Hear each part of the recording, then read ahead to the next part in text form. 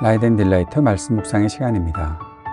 거룩하신 아버지 하나님, 오늘도 우리가 주님의 은혜와 사랑을 의지하고 주님께 마음을 활짝 열고 이 하루를 시작할 수 있도록 도우시니 감사와 찬양을 드립니다. 오늘도 우리에게 말씀하여 주옵소서. 주의 말씀을 듣고 또 주의 말씀을 묵상하고 그 말씀을 새기고 매 순간 살아가는 하나님의 사람들이 될 수 있도록 인도하여 주옵소서. 성령의 충만함을 오늘 우리에게 허락하셔서 우리의 마음과 모든 생각이 그리스도께 복종하고 그리스도의 뜻을 따라 살아갈 수 있도록 인도해 주옵소서. 여러 가지 어려움이 우리에게 있지만 그러나 이 모든 것이 주님의 은혜로 잘 극복할 수 있게 되기를 원합니다. 주께서 오늘도 우리와 함께 하시고 동행하심을 믿습니다. 예수님 이름으로 기도드립니다. 아멘. 오늘은 누가복음 7장 1절에서 17절까지 말씀을 함께 읽고 묵상하겠습니다. 누가복음 7장 1절에서 17절까지의 말씀 새한글 성경으로 읽겠습니다. 백성의 귀에다 대고 예수님이 모든 말씀을 다 하셨을 때 가버나움으로 들어가셨다. 어떤 백명대장의 종이 앓고 있었는데 금방이라도 죽기 직전이었다. 그는 백명대장이 귀하게 여기는 종이었다. 예수님에 대해 듣고서 백명대장은 유대야 사람들의 원로들을 예수님께로 보내어 부탁드리게 했다. 오셔서 자기 종을 꼭 살려달라고 했다. 원로들이 예수님 계신 곳에 이르러 예수님께 그를 대신해서 간곡히 말씀드렸다. 이분에게는 이런 일을 해 주실만 합니다.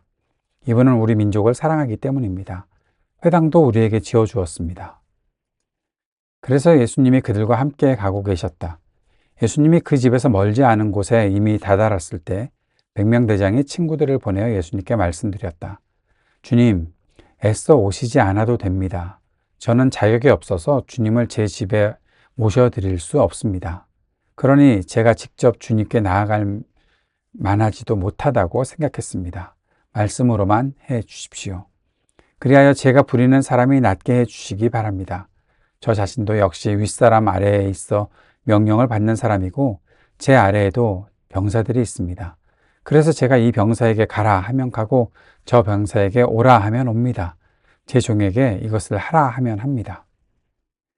예수님이 이런 말을 들으시고는 백명대장을 놀랍게 여기셨다. 그리고 자기를 뒤따라 오는 무리에게로 몸을 돌리시고 말씀하셨다. 여러분에게 말합니다. 이스라엘 가운데서도 이처럼 대단한 믿음을 만나본 적이 없습니다. 백명대장이 보낸 친구들이 집으로 돌아가서 그 종이 건강해져 있는 것을 보았다. 그 다음에 예수님이 나인이란 도시에 들어가셨을 때 일어난 일이다. 제자들과 큰 무리가 함께 가고 있었다. 예수님이 나인 성문에 가까이 이르셨을 때였다. 보라, 사람들이 죽은 사람을 밖으로 옮기고 있었다. 그의 어머니에게는 하나뿐인 아들이었고 그 어머니는 남편 여인 여자였다. 그 도시 사람들이 제법 많이 무리지어 그 어머니와 함께하고 있었다. 그 여자를 주님이 보시고 그 여자 때문에 가슴이 아파서 그 여자에게 말씀하셨다. 울지 마세요. 그러고는 다가가셔서 관에 손을 대셨다. 그러자 관을 들어 옮기던 사람들이 멈춰 섰다. 그리고 주님이 말씀하셨다. 젊은이, 그대에게 말합니다. 일어나요. 죽은 사람이 일어나 앉았고 말도 하기 시작했다. 예수님이 그를 그의 어머니에게 돌려주셨다. 모두 두려움에 사로잡혀 하나님께 영광을 돌리며 말했다. 큰 예언자가 우리 가운데 나타났어요. 하나님이 자신의 백성을 찾아봐 주셨어요. 예수님을 두고 하는 이 말이 온 유대와 둘레 온 지역에도 나돌았다. 누가복음 7장, 이제 예수님께서 하셨던 평지 설교가 다 마치고 예수님께서 가버나움으로 들어가시면서 있었던 일을 누가가 기록하고 있습니다. 예수님의 평지 설교를 보면서 여러분은 어떤 생각을 하셨습니까?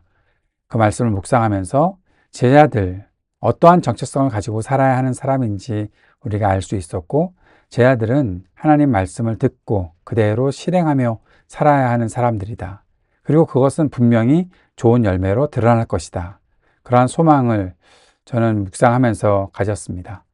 오늘 그 말씀을 들었던 제자들과 함께 예수님께서 이제 가버나움으로 들어가셔서 하셨던 일들이 나타나 있는데, 제일 먼저 만난 사람이 바로 백명대장.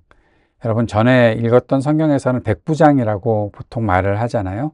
백부장이 어떤 사람인지 잘 모르고 지내는 분들을 위해 새한글 성경에서는 백명대장, 더 어려운가요? 100명을 이끌고 있는 사람이 백부장, 바로 백명대장이다 라고 말을 하는데요. 그 사실을 가르쳐 주려고 이 새한글 성경은 백명대장이라고 이렇게 풀어서 쓰고 있습니다. 중요한 것은 이 백명대장이 자신이 귀하게 여기는 종이 있었는데 그 종이 아프고 그 종을 낫게 해주고 싶은 마음으로 유대 사람들의 원로들과 함께 의논도 했다는 것을 보여주고 있죠.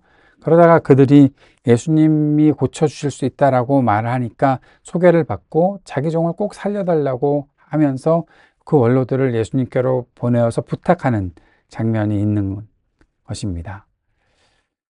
근데 원로들이 예수님께 이 백명대장을 소개할 때, 이 사람은 주님이 가서 좀 그 종을 고쳐주실 수 있을 만한 사람입니다. 이 사람이 우리 민족을 사랑합니다. 자, 여기서 무슨 힌트가 있나요? 이 백명대장이 그 유대 사람이 아니라는 것을 가리키고 있습니다. 이 사람은 로마 사람이죠. 이방인입니다. 그런데 유대 사람들을 아끼고 소중히 여겼던 사람이다. 자신이 하고 있는 어떠한 그 로마인으로서 권력을 가지고 사람들을 괴롭히는 사람이 아니라 유대 사람들을 많이 사랑해주고 회당도 지어줄 만큼 아주 선을 많이 베푼 사람이다. 그래서 사람들이 존경하고 아끼는 사람이다라는 사실을 이 원로들이 말했던 거죠. 예수님께 그래서 고쳐주십시다. 고쳐주셔야 합니다. 하고 예수님을 모시고 가고 있습니다. 그래서 예수님께서 그들과 함께 가시는데 이제 거의 가까이 왔는데 이 사람이 백명대장이 친구들을 보내서 예수님께 오시지 말라고, 애써 오시지 않아도 된다고 그렇게 얘기를 합니다. 왜 친구들을 보내서 말할까요? 여기 보면 그렇게 말하고 있어요. 저는 자격이 없어서 주님을 제 집으로 모셔드릴 수 없다. 주님께 직접 나아갈 수도 없다. 내가 자격이 없어서. 굉장히 겸손한 사람인 것을 알 수 있죠. 자신이 백부장으로 로마인으로 유대 사람들을 관리하기 위해 이렇게 와 있는데 그것을 그 자체로만으로도 사람들한테 이렇게 권위를 내세우고 나는 이만한 사람인데 뭐 빨리 와서 고쳐봐 뭐 그렇게 할 수도 있을 텐데 예수님을 주님이라고 표현하고 있고 말하고 있고 주님을 만날 수 있는 자격이 내게 없다. 그러니까 오시지 않아도 된다라고 말하는 그러한 사람이 바로 이 백부장, 백명대장이었던 거죠. 나도 윗사람의 명령을 받고 있으니 내 아랫사람들에게도 내가 명령하면 그들이 행하고 있으니 주님께서 말만 하시면 됩니다. 말만 해 주십시오. 말씀으로만 해 주십시오. 이 너무 놀라운 믿음 아닙니까? 예수님께서 놀랍게 여기셨대요. 9절에 보니까 그의 말을 듣고 놀랍게 여기셨다. 그러면서 예수님께서 말씀하신 것은 이스라엘 가운데 이처럼 대단한 믿음을 만나본 적이 없다라고 말씀하셨던 것입니다. 벌써 그때 이제 나았죠. 이 종이 나았습니다. 이 백명대장은 자신의 종을 아끼는 사람이었습니다. 사람들에게 선을 행했던 사람이었습니다. 사람들로부터 존경을 받고 인정받는 사람이었습니다. 그러면서도 자신을 겸손하게 주님 앞에 낮출 수 있는 사람이었고 주님을 향한 믿음이 굉장했던 사람이었다. 주님도 놀라실 만큼의 믿음을 가지고 있던 사람이었다. 주님의 말씀을 믿는 사람이었다. 그를 통해서 얻는 교훈들이 있지 않겠습니까? 우리가 어떤 태도로 믿음을 가져야 하는가? 믿음이라는 것은 과연 무엇일까? 보게 되는 거죠. 믿음은 주님의 말씀을 믿는 거구나. 주님이 하실 수 있다는 것을 인정하는 것이구나. 주님의 그 능력을 기대하고 소망하는 것이구나. 그리고 하나님께서 하시는 일에 조금도 오차가 없다는 것들을 확신하고 있는 것이구나. 그 등등이 바로 이 백부장, 백명대장으로부터 우리가 배울 수 있는 교훈이고 또 모범이고 우리가 따라야 되는 모범이고 그러한 믿음을 우리가 가지고 살아야 한다는 사실을 보게 됩니다. 11절부터는 나인이라는 도시에 들어갔을 때 일어났던 일인데 제자들과 예수님이 함께 그 곳으로 들어가셨을 때, 성문에 가까이 이르셨을 때 장례식이 벌어지고 있었던 거죠. 사람들이 죽은 사람을 밖으로 옮기고 있었습니다. 근데 그 사람이 누구인가?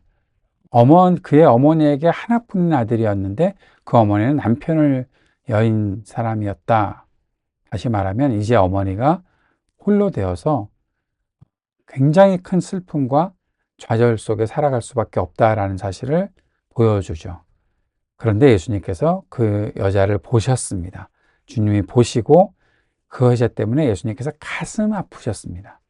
13절의 이 말씀이 중요합니다. 주님이 슬픔에 빠져 있는 여인을 보셨고 그 여자 때문에 가슴 아파하셨습니다. 그래서 여인에게 울지 말라고 하시고 관에 손을 대셨는데, 여러분, 죽은 시체를 만지거나 죽은 사람의 이 관에 손을 대는 것은 율법의 규정에 굉장히 부정해지는 일입니다. 그런 일을 하면 안 됩니다. 부정해지면 정결 예식을 치러야 되는 그런 일들이 규정 속에 있는 거죠. 근데 예수님께서 그 일을 하셨습니다. 왜요? 그 여자를 보셨기 때문에요. 그 여자 때문에 가슴이 아프셨기 때문에요. 하나님 나라 복음은 슬픔을 당한 사람을 보고 가슴 아파하는 겁니다. 어려움을 겪고 있는 사람을 보고 위로하고 그 슬픔을 덜어주고 싶어하는 마음이 생기는 것이 하나님 나라 복음이 아니겠습니까? 그래서 주님이 말씀하십니다. 관에 누워있는 사람에게 일어나요. 예수님께서 젊은이 그대에게 말합니다. 일어나요. 너무 좀 약한 것 아닌가 하는 그런 느낌도 들지만 주님이 꼭 반말로 하시는 것은 아닐 테니까 어쨌든 이 말씀에 권위가 있는 거죠. 하나님의 말씀, 예수 그리스도의 말씀. 그러자 죽은 사람이 일어나 앉았고 말했고 예수님이 그를 그의 어머니에게 돌려주셨다. 죽은 사람이 살아나니까 사람들이 두려움에 사로잡혀서 하나님께 영광을 돌렸고 하나님께서 자신의 백성을 찾아봐 주셨다라고 하고 예언자가 나타났다라는 말로 사람들이 예수님의 이 일들을 소문내기 시작합니다. 하나님 나라 복음의 놀라운 역사가 나타나는 거죠. 그 놀라운 역사가 어디서부터 시작합니까? 슬픔에 빠져있는 여인을 불쌍히 여기셨던, 가슴 아파하셨던 그 예수님의 마음속에서 하나님 나라 복음의 이 놀라운 생명의 역사가 나타났던 것이죠. 오늘 말씀 묵상과 적용을 이렇게 정리해 볼 수 있습니다. 백명대장, 이 백부장은 자신의 종을 아꼈던 사람입니다. 사람을 소중히 생각하는 사람이 진정한 리더이죠. 그리고 그에게 나타났던, 리더에게만 나타난다는 것은 아닙니다. 그에게 나타났던 하나님 나라 복음, 이 복음이 온 세상에 열려 있다는 것입니다. 그는 이방인이었습니다. 그러나 예수님은 그의 믿음을 인정해 주셨죠. 주님을 믿는다는 것은 결국 모든 사람들이 할 수 있는 일입니다. 그 주님을 믿는다는 것은 주님께서 하실 일을 기대하고 존중하고 확신하는 것이다 라는 사실을 우리가 이 말씀을 통해서 볼 수 있습니다. 우리의 믿음이 하나님 나라의 일들을 간절히 소망할 수 있게 되기를 바랍니다. 그리고 예수님은 슬픔에 빠져있는 사람에게 희망을 주시기 위해 규정도 깨뜨리시며 생명의 역사를 일으켜 주셨습니다. 사람에게 소망을 주는 것이 하나님 나라 복음입니다. 한 사람의 슬퍼하는 것을 보고 그 눈물을 닦아주기 위해 가슴 아파하며 그에게 다가가는 것이 하나님 나라 복음입니다. 그 복음의 역사를 우리가 갖고 있습니다. 우리도 사람들을 긍휼히 여기고 사람들에게 소망을 주기 위해 애쓰는 그러한 우리의 삶이 있기를 바랍니다. 그 마음을 가지고 살아가는 여러분에게 하나님의 놀라운 은혜와 그 영광스러운 복음의 능력이 나타날 수 있기를 축복합니다. 주님께서 가르쳐 주신 기도 함께 드리겠습니다.